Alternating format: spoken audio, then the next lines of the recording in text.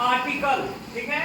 तो आर्टिकल्स के बारे में हम लोग जानते थे, एक पढ़े थे इसको डिटरमाइनर से रिलेट करके। किससे? डिटरमाइनर से। और हमने बताया था कि it is a word which is placed before noun. एक वर्ड है जो कहां किसके पहले प्रयोग किया जाता है, ठीक है।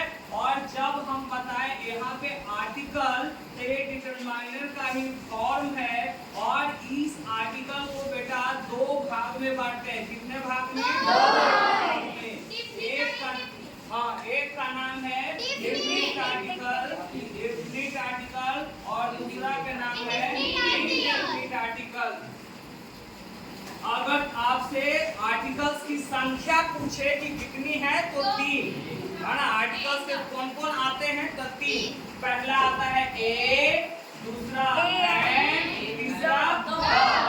अब इसी शब्द को हम लोग समझेंगे कि सर द को द कब पढ़ेंगे और द को दी कब पढ़ेंगे, ठीक है। इसमें देखो ए जो हमने बताया था बेटा, ई बताया थे कॉन्सोनेंट साउंड। कब? Consonant sound, consonant sound, consonant sound. इसके बाद है ना एंड का जो प्रयोग करते हैं हम लोग वोवेल साउंड। कौन सा? Vowel sound.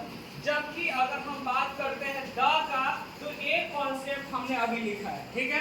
अब इसको समझो, यहाँ पे हम बताएंगे कि कब हम लोग द को द पढ़ेंगे और कब हम दी पढ़ते हैं। ध्यान से समझिए, अगर कॉन्सोनेंट से शुरू होने वाला शब्द के पहले द आता है तो द पढ़ा जाता है। कॉन्सोनेंट तो आप जानते हैं है ना, जैसे पूरा जो अल्फाबेट है उसको वोवेल और कॉन्सोनेंट। वोवेल की संख्या कितना है? 5। ए, ई, आई, ओ, यू। कोई दिक्कत? और ये ई, आई, ओ, यू के अलावा जो छूट जाता है वो क्या होता है? उसकी संख्या कितना है? 1, है ना। तो अब देखो, जैसे कि हमने यहाँ लिखा द मैन, तो बताओ यहाँ पे एम जो है कॉन्सोनेंट है कि नहीं है? तो ये कॉन्सोनेंट है, तो बताओ क्या पढ़ेंगे इसको? क्या पढ़ेंगे? इसी तरीके से द काल। कोई दिक्कत? अगर दूसरे बारे में बताता है कि अगर वोवेल से शुरू होने वाले, किस चीज से शुरू होने वाले? वोवेल से। और वोवेल से शुरू होने वाले शब्द के पहले अगर द आता है तो क्या पढ़ा जाता है? क्या पढ़ते हैं? जैसे देखो एलिफेंट जो हम लिखते हैं, तो एलिफेंट यहाँ पे क्या आया है? वोवेल है। एलिफेंट क्या है? वोवेल। तो अब यहाँ ई आया वोवेल, तो यहाँ पे द एलिफेंट गलत है। क्या उच्चारण होना चाहिए? क्या होना चाहिए? बताओ, द अम्ब्रेला होगा कि दी अम्ब्रेला होगा? अम्ब्रेला। क्या होगा? दी अम्ब्रेला।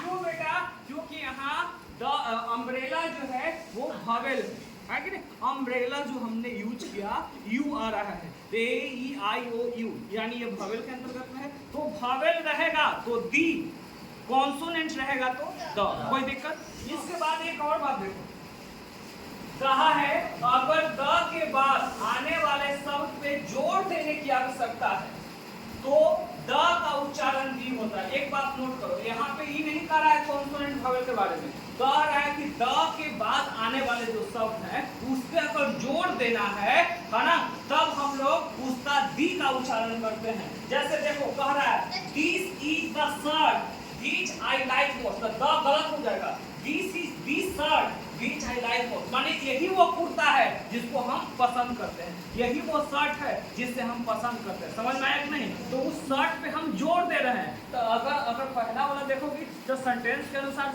शर्ट जो है, एस जो है वो तो कॉन्सोनेंट है। तो जब कॉन्सोनेंट है तो वो क्या कर देगा? कॉन्सोनेंट जब होता है तो वो क्या कर देगा? वहां पे तो बोलेंगे कि सर द पढ़ना चाहिए, लेकिन यहाँ वाक्य में लिखा है और उस पर जोर दिया जा रहा है, वही शर्ट है जिसको हम पसंद करते हैं, ठीक है। सेकेंड यहाँ देखो, this is the man who work for me, तो दिस इज द मैन पढ़ेंगे वो गलत है। This is the man who work for me, यही वो आदमी है जो मेरे लिए काम किया। समझ में आया? यही वो आदमी है जो मेरे लिए काम किया। कोई दिक्कत? इसके बाद अब है कि सर द जो डेफिनिट आर्टिकल में द आता है और इनडेफिनिट में ए और एन आता है। डेफिनिट आर्टिकल में हाथ सीधा रखो, तुम बार बार हिला रहे हो, है ना।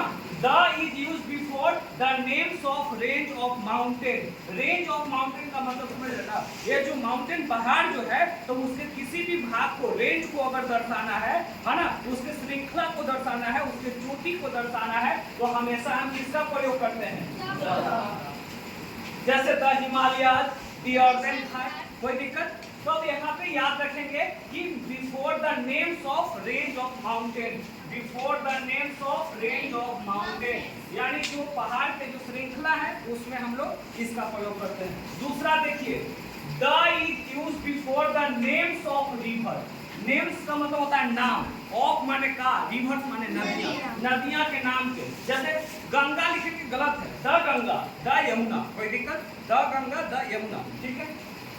इसके बाद देखो, the is use before the names of great book. Great book या हॉली बुक, हॉली का मतलब होता है पवित्र, है ना, और ग्रेट महान, माने वो है बड़े बड़े किताबें जिसके पीछे हम ए बुक नहीं लिख सकते हैं, ऐसे ए नॉर्मल है, ए लिख दिए बुक, क्योंकि ए बोलिएगा तो इनको बताया था सर कॉन्सोनेंट, तो बुक जो किया कॉन्सोनेंट, लेकिन जैसे द बुक, समझ में आया कि नहीं? तो बड़ा बुक में the Ramayana, the Mahabharata, the Gita, समझ में आया कि नहीं?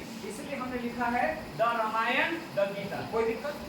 इसके बाद देखो, the is use before the names of newspaper. जो इंग्लिश न्यूज़पेपर या मैगजीन आती है उसके पीछे भी द का प्रयोग किया जाता है। जैसे द टाइम्स ऑफ इंडिया, इसके बाद देखो द हिंदुस्तान टाइम्स, ठीक है।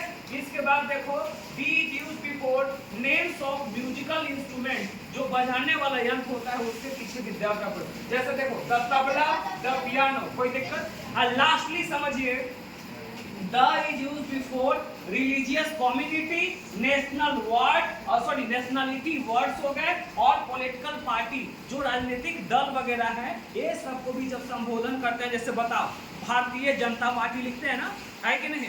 राष्ट्रीय जनता दल यूनाइटेड लिखते हैं, आरजेडी लिखते हैं, तो इसके आगे द का प्रयोग होगा। मुस्लिम बोल रहे हैं, गलत है, the Muslim, the Hindu, the Christian, समझ में आया कि नहीं?